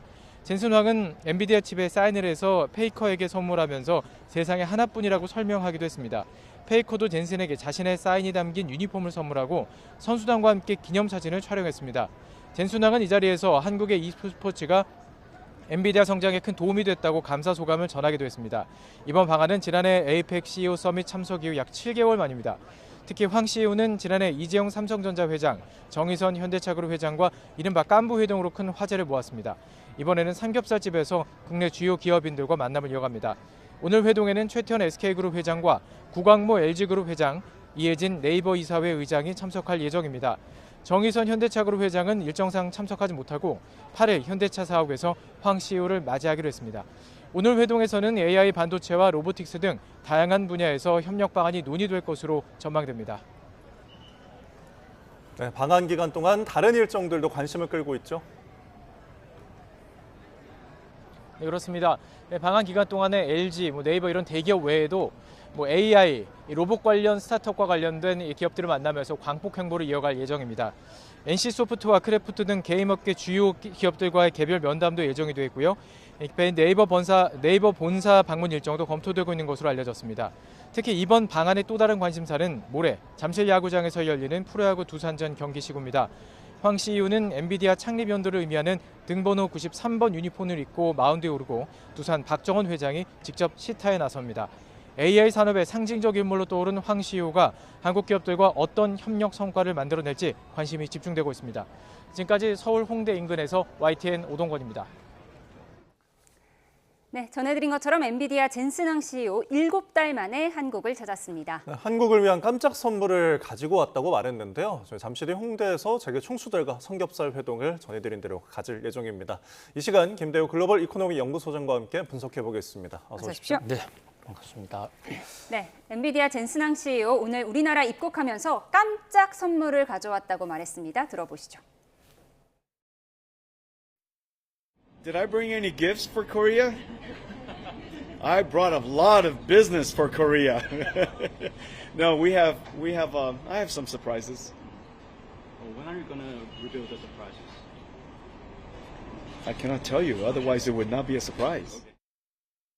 서프라이즈 깜짝 선물을 가져왔는데 깜짝 선물이라서 뭔지 말해줄 수 없다라고 했어요. 어떤 선물일까요? 예, 한국 기업에 대해서 엄청난 선물을 준비해 왔다. 젠슨왕 미국에서부터 계속 지금 연기, 바람을 피워왔는데요. 사실 젠슨왕이 한국에 줄 수 있는 선물 몇 가지 카드가 있습니다. 자, 첫 번째가 요즘 잘 나가는 GPU. 이 GPU가 대당 수억을 합니다마는 금액보다도 더 중요한 것은 돈이 있어도 잘 사지 못하는 정말 품귀 현상이지 않습니까? 작년 7개월 전에 2025년 10월 30일 날 깐부 동맹했을 때 그때 젠슨왕이 내놓은 깜짝 선물은 이제 한국 기업들 GPU 마음대로 사갈 수 있게 먼저 배정하겠다. 이게 당시의 선물이었거든요. 그런데 이제는 GPU가 우리나라에 좀 들어오고 있으니까 이번에 선물은 GPU 준다는 정도로는 선물이 되기도 어렵고 또 한국 기업들도 만족하기 어려울 것입니다. 자, 이번에 제가 예상하는 것은 크게 두 가지인데요. 한국 기업에 대대적인 투자를 할 가능성이 높습니다. 그것도 특히 로봇 산업에 대해서 투자를 해서 같이 키우자. 돈은 우리가 있는 대로 될게 하는 이것이 가장 큰 선물일 수 있고요. 그것이 지금 대상 회사가 LG전자와 두산 로보틱스 두 회사가 지금 대상이 되고 있고 또 하나의 가능성이 있는 선물은 네이버를 향해서 네이버에다가 이 AI 팩토리를 세우는데 우리 같이 하자. 한마디로 지금 전 세계 인공지능을 개발하고 있는 것이 오픈 AI라는 회사가 있습니다. 또 엔트로픽이라는 회사도 있는데 그런 그 인공지능 개발 회사를 젠슨 황과 네이버가 합작해서 세운다. 한마디로 둘 다 젠슨 황이 엔비디아 우리 돈 좀 투자할 테니까 한국 한번 같이 해보자. 이게 현재 엔비디아가 줄 수 있는 가장 유력한 그리고 한국 기업에도 좀 도움이 될 수 있는 그런 선물이 아닐까 싶습니다. 이 선물이 정말로 나온다면 우리 기업들이 인공지능 생태계 속에서 그 위쪽으로 껑충 뛸 수 있는 중대한 분기점이 될 수 있다. 그런 면에서 지금 세계가 주목을 하고 있습니다. 알겠습니다. 자, 지금 저희가 보여드리고 있는 이 화면, 아까 취재기자도 연결해서 보여드렸지만 지금 잠시 후 저녁에 회동이 이뤄질 그 삼겹살 회동 장소입니다. 홍대에 지금 많은 취재진들이 몰려 있는데, 그러니까 과거에 이제 치맥 회동, 삼성역에서 이제 깐부치킨 회동을 한 이후에 이번엔 삼겹살집 회동인데 저기 그 이름이 또 형님 저요라는 이 이름이 또 의미가 많이 해석이 되더라고요. 예, 그 원래 상호 이름은 방송에서 금기어로 되어 있는데 워낙 지금 엔비디아 이 소동, 엔비디아의 만남이 세계적인 관심을 끌다 보니까 그냥 언론에도 지금 보도가 되고 있습니다. 네. 참 재밌는 것은요. 7개월 전에 2025년 10월 30일 날 만났던 거기는 깐부입니다. 깐부 치킨. 그러니까 깐부가 친구란 뜻이에요. 그런데 사실 당시에 젠슨 황이 1963년생이거든요. 63년생인데 나이가 친구하기에는 좀 더 안 맞는다. 그래서 이번엔 아예 형님 동생 하자. 그래서 깐부나 형님 동생이나 가깝기로는 매 한 가지인데 그만큼 이 음식점 찾는 데서도 이런 브랜드 네임 하나까지 세심한 배려를 한 것으로 보여집니다. 지난번 깐부 동맹 때는 맥주 한잔 하면서 하는 모임이었다면 이번에는 삼겹살 안주에다가 소주, 그래서 쌈소회동이라는 얘기도 나오고 있습니다. 쌈소회동 2시간 넘게 남았는데 지금 취재진이 인산인해를 이루고 있습니다. 그런데 지난 깐부회동 때 있었던 이재용 정의선 회장은 일정상 불참을 한다고 하더라고요. 그렇습니다. 오늘 젠슨 황과 만날 또 세계가 주목하고 있는 한국 재계 총수는 가장 지금 관심을 끄는 분이 세 분인데요. 한 분은 네이버의 이혜진 회장님, 또 두산 로보틱스를 끌고 있는 두산그룹의 박정원 회장, 그다음에 이제 또 한 사람이 그동안에 정말 잘 나타나지 않았던 최대 재벌 그룹입니다만은 잘 언론에 노출이 많지 않았던 구광모 회장. 지금 그림 나가고 있습니다. 그렇습니다. 구광모 회장은 벌써 4대째, 그러니까 구인회 회장으로부터 4대째 내려오는 데 지금 연세가 다른 분보다는 조금 어리죠. 그래서 아마 깐부하기는 그렇고 서로 형님 저요 하면서 만나는 모임이 아닌가 싶은데 자, 지금 주목을 끌고 있는 게 이혜진, 구광모, 박정원입니다. 최태원 회장의 참석 여부는 지금 마지막까지 지금 최종적으로 확인은 안 되는데 참석을 하든 안 하든 최태원 회장과 지금 젠슨 황은 이미 오래전부터 동맹관계였고 며칠 전에 대만에서 행사를 할 때 거의 옆에서 같이 다녔습니다. 같이 다녔기 때문에 뭐 계속해서 만난 사람들도 한 번 더 만나면 오해는 두터워지겠지만 뉴스적 관점에서 볼 때는 새로 만나는 사람, 그 세 사람, 네이버와 두산, LG, 과연 여기에 무슨 동맹이 있길래 지금 젠슨 황 굉장히 바쁘거든요. 만나자는 사람 한두 명이 아닌데 굳이 이렇게 한국에 온다? 한국 사람들을 사랑해서 올까요? 물론 뭐 한국에 대해서 좋은 인상을 갖고 있다고 말씀하지만 비즈니스맨입니다. 한국에서 뭔가 사업의 가능성을 보고 있는데 그게 한국도 좋고 엔비디아에도 좋다면 그야말로 윈윈에 그야말로 한국 경제가 한 차원 더 점핑할 수도 있는 중대한 기회거든요. 자, 지금 이렇게 사람들이 왜 많이 몰려 있느냐? 속설이 있습니다. 젠슨 황과 옷깃만 써줘도 주가가 오른다. 심지어 실제로 지금 젠슨 황 만나가지고 가격이 안 올라간 회사가 잘 없거든요. 그래서 오늘 아까 김포공항에 들어올 때도 보니까 어느 부부가요, 갓난 아기를 데리고 와서 젠슨 황한테 악수를 시키고 사인을 받아요. 좋은 기운을 받자. 그렇습니다. 아기의 앞날이 젠슨 황처럼 창창하게 되자. 뭐 그런 그런 관심사들이 폭증하면서 지금 그야말로 홍대 입구, 가뜩이나 사람 많은 홍대 입구 주말에 예. 인산인해 폭주 상태입니다. 예, 잠시 후 어떤 형님 아우들이 저곳에 모일지 7시 예상이긴 해서요. 지금 일단 한 2시간 정도 남은 상황입니다. 자, 최태원 회장이 사실상 이제 가장 큰 형님이어서 그렇습니다. 과연 참석을 해야 될 텐데요. 자, 이 이후의 일정도 좀 짚어보면은 8일, 그러니까 다음 주 월요일 출국까지 그야말로 빽빽한 일정인데 이 부분들도 좀 관심이 많습니다. 그렇습니다. 오늘은 재계 총수님들을 만납니다. 일단 상견례하고 형님 아우 하면서 일단 프렌드십, 그러니까 우정 형제 간의 형제애를 쌓아야 되는데 초점이 있다고 그러면 어떻게 보면 이건 상견례라고 볼 수 있죠. 내일부터는 직접 회사를 직접 찾습니다. 또 이제 그 예능 프로그램에 나가서 사실 저 예능 프로그램 전순황 잘 나가는 스타일이 아닌데 예. 저것은 한국의 일반 국민들, 한국의 소비자들에게 자기의 개인적인 속내, 사실 전순황이요 우여곡절이 굉장히 많은 인생입니다. 네. 그러니까 어머니 아버지가 어머니가 학교 선생님이셨는데 저 전순황을 미국 유학 보내려고 정말 고생해서 보냈는데 그 보내는 학교가 문제아 학교여가지고 매일 맞고 자랐습니다.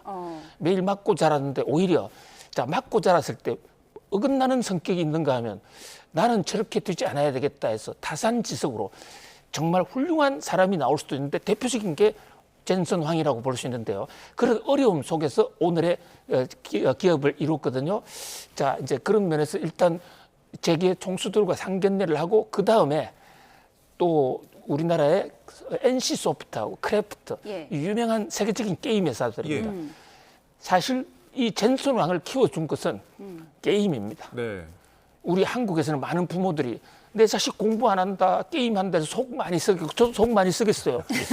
그런데 자, 지금 바로 그 엔비디아의 전순황이 게임용에 들어가는 반도체 만들어내서 성공한 거거든요. 그러니까 엔비디아 전순황의 언니는 게임하는 뭐 친구들이죠. 그래서 지금 오자마자 게임하는 페이커부터 만났는데 자, 내일 모레 NC 소프트하고 크래프트도 방문하고 특히 이제 일요일 날은 잠실구장에 나타나서 야구 경기에 직접 시구를 하겠다. 뭐 이 전순황이 야구 선수 출신은 아닌데 야구에 대해서 굉장히 열정이 있습니다. 그런데 이 대목은요 굉장히 잘 짜여진 또 하나의 이벤트다. 무슨 말씀을 드리냐면 최근에 딸이 왔었거든요. 전순황의 딸이 있습니다. 메디슨 황이라고. 두산하고 사전 조율을 하는 데서 어떻게 하면 홍보 효과가 가장 크겠느냐. 야구를 하자. 자, 두산그룹의 박정원 회장이 제가 학교를 같이 다녔는데 이분 수업 시간에 잘 못 봤어요. 제가 안 들어갔는지 그분이 안 들어갔는지. 그런데 야구장에 학교 앞에 야구 그 공터에서는 맨날 야구했거든요. 그래서 학교에 야구 대표 선수까지 했습니다. 그분이 바로 박정원 두산 회장님이신데 7일 날 저 시구할 때 전순황이 공을 던지고 타자로 직접 박정원 재벌 총수가 직접 나옵니다. 시타를 하는 거거든요. 이제 그만큼 대중과 교류를 하겠다. 특히 그 야구장에서는요. 한국에 있는 엔비디아 직원 전부를 다 초청해서 야구장으로 지금 다 불러놨어요. 그래서 거기서 소주 먹으면서 같이 응원하자. 저런 게 하나의 그 직원들과 격이 없는 소통하는 외국인 직원들과 다가가는 그런 모습도 참 보기가 좋습니다. 젠슨왕이 시구한 그 공은 어디에 보관될지 누가 갖게 될지도 참 궁금해지는데 지금 보여드리고 있는 화면은 앞서 말씀하신 젠슨왕 입국 첫 일정으로 페이커 이상혁 선수와 PC방에서 만난 건데 이 젠슨왕이 우리나라 PC방에 굉장히 중요한 의미를 부여하는 것 같더라고요. 그렇습니다. 우리나라 PC방이 바로 컴퓨터 산업의 산실이다. 한국의 PC방에 붙다면 자신도 없었을 뿐만 아니라 세계 반도체 산업이 이렇게 빨리 성장할 수 없었을 것이다. 그런 얘기를 하고 있습니다. 특히 인공지능의 모태가 바로 PC방입니다. 이게 무슨 말씀이냐면요. 인공지능이라는 것은 반도체 중에서도 지금 가장 많이 발전이 된 게 CPU라는 이 인간의 두뇌에 해당하는 이 센트럴 프로세싱 유니트 요게 아니고 조금 그거보다도 함량이 떨어지는 GPU라는 거거든요. GPU가 그래픽 프로세싱 유니트인데 이게 처음에는 안 팔렸습니다. 누구도 관심을 안 가졌어요. 그런데 게임용으로서는 게임할 때는 아주 고도의 계산이 필요 없지만 대신에 여러 인물, 등장인물들이 많으니까 동시에 해줘야 되거든요. 그 메커니즘과 인공지능이 지금 학습을 하는데 동시다발적으로 질의를 해줘야 되는 거하고 메커니즘이 비슷해요. 그렇다 보니까 게임용 그 반도체가 바로 지금 인공지능 반도체고 이 젠슨 왕이 어려울 때 게임 회사가 없으면 자기는 먼저 죽었을 것이다. 그래서 오늘날 젠슨 황과 엔비디아가 있게 한 것은 한국의 PC방이고 또 한국의 PC방이 있었기에 인공지능이 가능하다.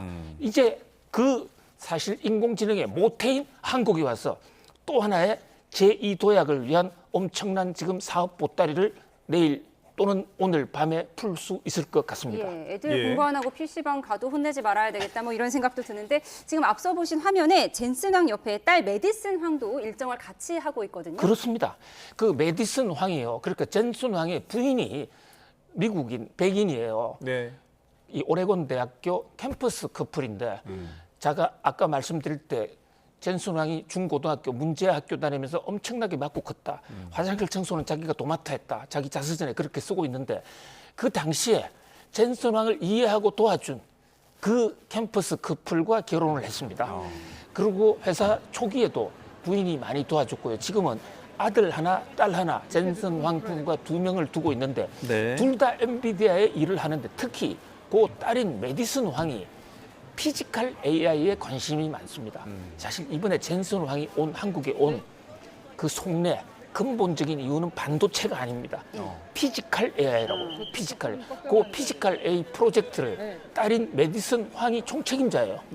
따라서 지금 이번에 한국에 온 것이나 또 한국에서 많은 일정을 짠 분, 그리고 앞으로 실제 사업을 할 분이 바로 메디슨 황이다. 그런 면에서 특히 또 젠슨 황이 딸 바보이기도 하고요. 그래서 메디슨 황을 우리 사실 젠슨 황보다도 더 좀 주목해서 볼 필요가 있다. 이런 말씀 드릴 수 있겠습니다. 예, 지금 보여드리는 화면 잠시 후 이제 저녁 삼소 회동이 이뤄질 홍대 한 음식점입니다. 지금 계속해서 사람들이 점점 모이고 있는 것 같습니다. 지금 날이 저물고 있는데 잠시 후에 저곳에서 젠슨 왕과 함께할 총수들을 만나볼 수가 있습니다. 자, 저희가 이제 기업과 관련된 이야기들 좀 많이 해봤는데 기업 본사도 좀 방문을 하겠지만 서울대에 방문을 해서도 또 젠슨 왕이 그 AI와 관련한 어떤 이야기들을 할 것으로 보이는데 과거에도 서울대 방문한 적이 있잖아요. 저기 젠슨 황이 서울대를 방문한 적 저는 잘 기억을 잘 못하겠는데요. 그러니까 이분은 서울대 중에서도 이제 로봇 연구소 쪽을 방문하는데 이번 일정 역시요 서울대가 요청한 것도 아니고 어느 기업이 주선한 것도 아니고 젠슨 왕과 그 딸인 메디슨 황이 주도를 해서 한국의 젊은이들을 만나보자. 그래서 지금 로봇하고 AI 쪽에 아무래도 서울대가 가장 많은 투자를 하고 있고 거기에 인재 숫자도 많습니다.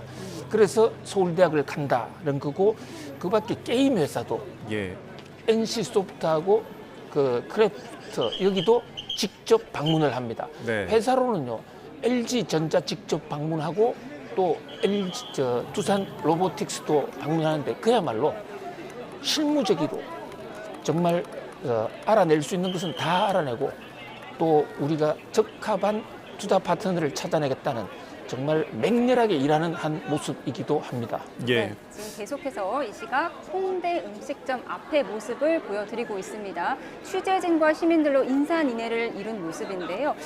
저녁 식사 예정은 아직 2시간 정도 남았는데도 시민들이 저렇게 기다리고 있습니다.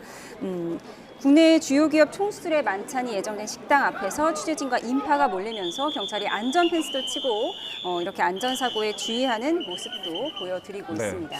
사실 지금 이 화면을 보니까 그 당시에 이제 간부 회동은 갑자기 전격적으로 이루어진 느낌이어서 그때보다 좀 지금은 사람이 더 많은 것 같습니다. 정보가 좀 많이 센 것 같아요. 맞습니다.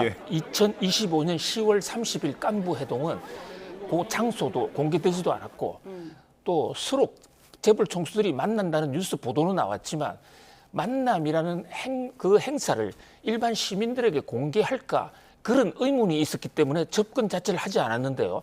10월 30일 날 당시에 젠슨 왕이 저 모임을 했을 때 파격적으로 모임을 공개를 하고 시민들을 직접 만났습니다. 특히 가까이 간 분들은요. 그 치킨, 깐부 치킨을 나눠줬어요. 그래서 이번에도 직접 젠슨왕 먹었던 음식을 같이 한번 먹어보자. 이번에는 삼겹살을 나눠줄까요? 쌈을 싸줄까요? 그렇습니다. 쌈을 사줄 수도 있고요. 예. 또 소주 한 잔을 줄 수도 있는데 사실 그때 지금도 그 과거에 깐부 치킨 그 생맥주 집에 그 자리가 지금도 서로 앉겠다 해서 관광 명소로 돼 있거든요. 예. 그리고 1시간 이상 앉을 수 없게 법으로 지금 규정으로 만들어놨습니다. 그리고 거기 앉았다가 주식 투자를 하면 대박이 난다. 이런 전설 따라 삼천리 같은 그런 얘기도 지금 내려오고 있는 그런 네, 상황입니다. 지금 형님 저요라는 저 삼겹살집도 지금 행복한 비명을 지르고 있을 것 같습니다. 당시 깐부 회동을 딸 메디슨 황이 계획했다 이렇게 알려졌는데 그럼 오늘 회동도 딸의 역할이 컸을까요? 그렇습니다. 실제로요. 4월 달에 와서 국내 재계를 쭉 돌아다녔는데 그때만 하더라도 국내 언론이 크게 주목하지 않았었어요. 뭐 딸이고 또 메디슨 황이 그렇게 많이 알려져 있지 않았는데 그런데요. 지나가 만났던 사진을 보면 각사의 CEO들, 회장님들 만나면서 오늘 일정을 다 조율했습니다. 그러니까 이 누구 어디를 만날 것이다. 특히 이번에 네이버와 두산 그리고 LG는 사실 이 반도체와 관련한 동맹에서 완전히 사각지대에 있던 전혀 관계가 없던 그들만의 다른 리그였습니다. 예. 그런데 이 리그를 하나로 연결한다. 그게 바로 피지컬 AI인데 그것이 지금 엔비디아가 구상하는 것이고 네. 그것이 주도는 메디슨 황이 한다. 그래서 우리는 식당 가서 삼겹살 한 점 얻어먹는 것도 뭐 추억이겠습니다만 우리 이코노미스트 입장에서는 그것보다 더 중요한 것은 저 사람들이 SK, LG, 네이버, 두산 만났을 때 어떤 협력을 주고받을 것인가. 아까 그 선물 보따리 그 내용이 주가에도 영향을 주고 한국 경제의 미래 판도에 아주 엄청난 영향을 줄 수도 있거든요. 예. 그 내용 이것을 좀 뜯어봐야 되고 특히 메디슨 황의 실무적인 관점에서 왜 이 기업들을 만났느냐 이런 것도 좀 집중적으로 연구해 볼 필요가 있겠습니다. 네. 그리고 이번 삼겹살 회동에서 좀 전해진 재밌는 얘기가 계산을 이제 누가 할 것이냐라는 부분이 관심인데 그 네이버의 이혜진 의장이 네이버페이로 결제를 한다는 이야기가 있어요. 근데 이게 형님하고 회동이면 가정 형님인 최태원 SK 회장이 내야 되지 않을까 싶은데 어떤 연유가 있을까요? 예, 지난번 깐부 직기에서는 그 수로 내겠다고 고집을 했지만 결국은 이 젠슨 황이 제가 지금 돈 제일 잘 버는데요. 그러면서 젠슨 황이 직접 페이했습니다. 예. 근데 이번에는 이 네이버에 이혜진 회장이 본인이 내겠다고 제안을 해놨어요.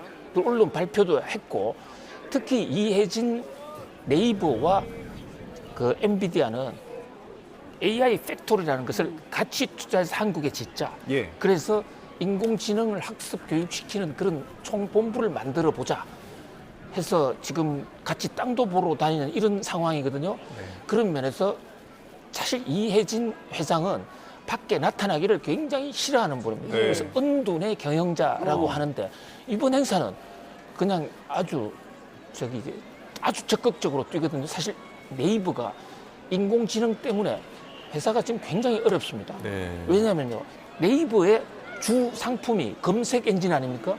근데 요즘 인공지능 때문에 제미나이도 나오고 챗GPT도 나오고 이게 보통의 검색보다도 훨씬 더 네. 앞서 있단 말이죠. 그래서 네이버가 어떤 한 단계 더 업무를 점프하려고 하고 있고 그 대상을 엔비디아하고 잡고 지금 AI 팩토리를 만들어내는 거거든요.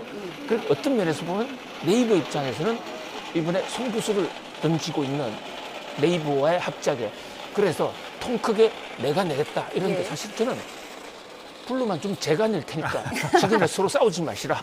만나는 사람 모두 다 부자니까 누가 내도 이상하지 않을 것 같은데 네이버 의장이 결제를 한다는 소식까지 전해드렸습니다. 네, 저희 젠슨왕의 방한 이야기들 김대우 글로벌 이코노믹 연구소장과 함께 자세히 나눠봤습니다. 고맙습니다. 고맙습니다. 감사합니다.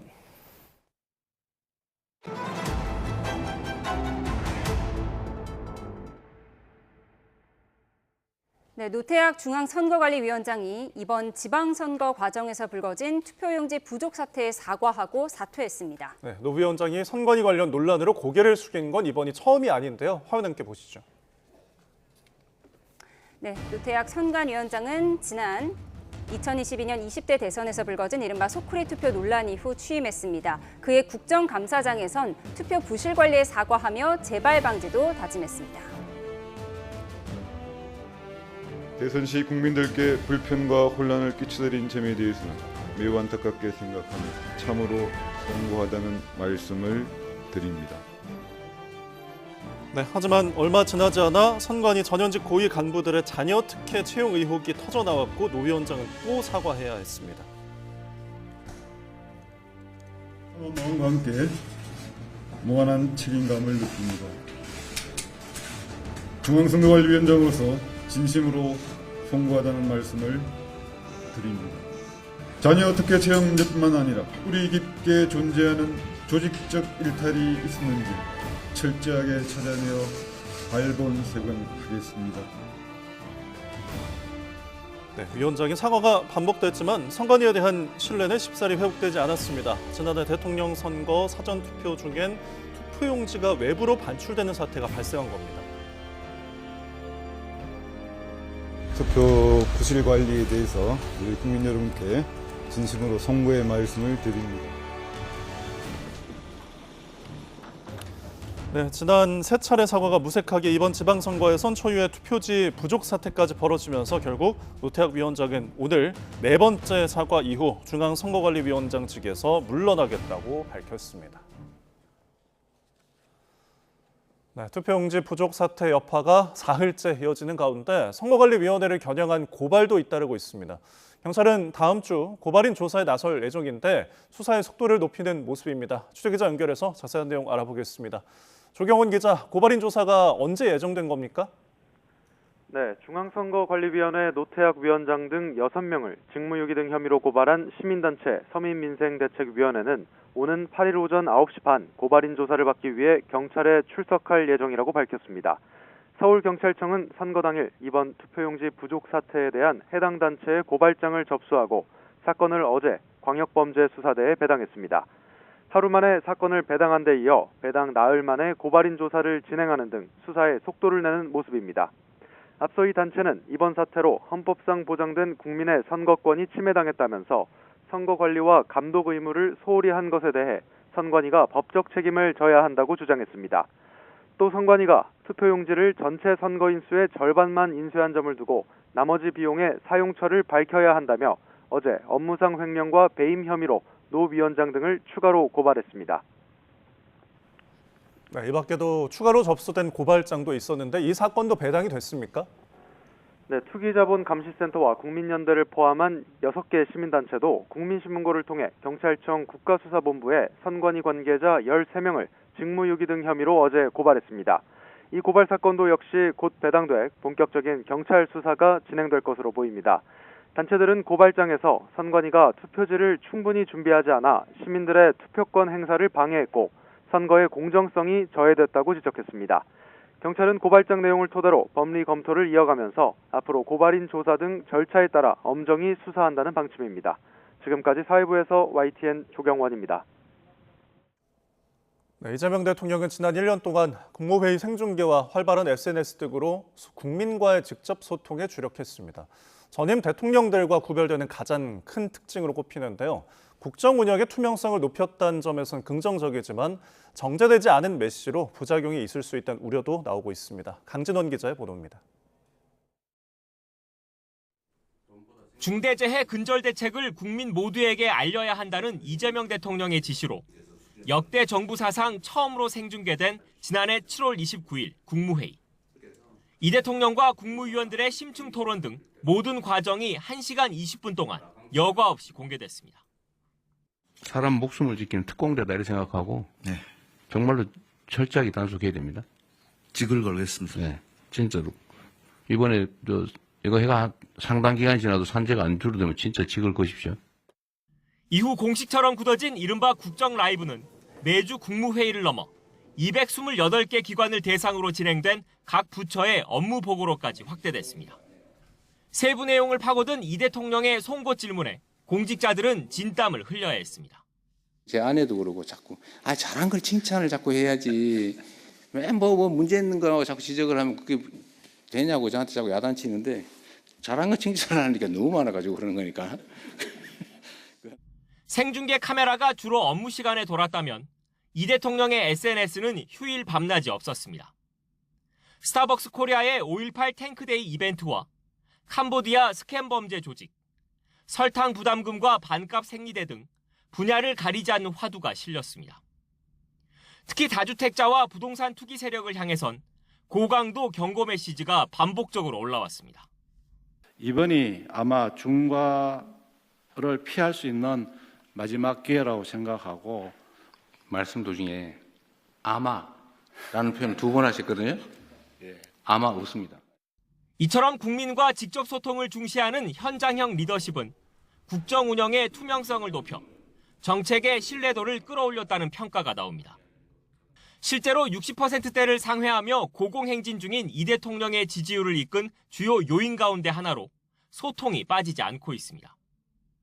물론 대통령의 발언 무게를 고려할 때 정제되지 않은 입장이 그대로 나가 불필요한 논란을 일으킬 수 있다는 지적이 적지 않은 것도 사실입니다. 이스라엘군이 팔레스타인 어린이를 고문했다는 주장이 담긴 영상과 함께 유대인 학살과 전시 사례는 다르지 않다고 했던 SNS 글이 대표적입니다. 당시 야당에선 사실관계도 제대로 확인하지 않은 2년 전 영상으로 외교 갈등만 초래했다는 비판이 나오기도 했습니다. 해당 영상은 최근 것이 아니었습니다. 피해자는 아동이 아니라 이미 사망한 팔레스타인 성인 남성이라는 점이 외신을 통해 밝혀졌습니다. 이른바 직통정치의 장점은 살리고 부작용은 줄여 국민의 국정 체감 만족도를 더 높이는 게 앞으로 4년 남은 임기 동안 이 대통령의 숙제가 될 것으로 보입니다. YTN 강준원입니다. 오늘 초여름 날씨 만끽하기 좋으셨을 텐데요. 현충일이자 절기 망종인 내일도 대체로 맑은 하늘이 함께하겠습니다. 내일 서울 낮 기온이 28도 보이면서 오늘보다는 조금 덥겠지만 그래도 예년 수준의 초여름 날씨가 이어지겠습니다. 다만 전국의 자외선 지수가 높음에서 매우 높음 수준까지 치솟겠고 강원도를 제외한 전국 곳곳의 오존 농도가 나쁨 수준을 보이겠습니다. 내일 아침에는 평년 기온을 1에서 3도가량 밑돌겠습니다. 서울 아침 기온이 16도, 안동 12도, 포항은 16도로 비교적 선선하게 출발하겠고요. 낮 기온은 서울이 28도, 대구 29도까지 올라 예년 수준을 조금 웃돌겠습니다. 휴일인 모레도 비교적 맑은 날씨가 이어지겠고 오전부터 낮 사이 경북 남부 동해안에는 비가 조금 내리겠습니다. 날씨였습니다. 이상으로 금요일에 보내드린 뉴스온 마치겠습니다. 함께해 주신 여러분 고맙습니다.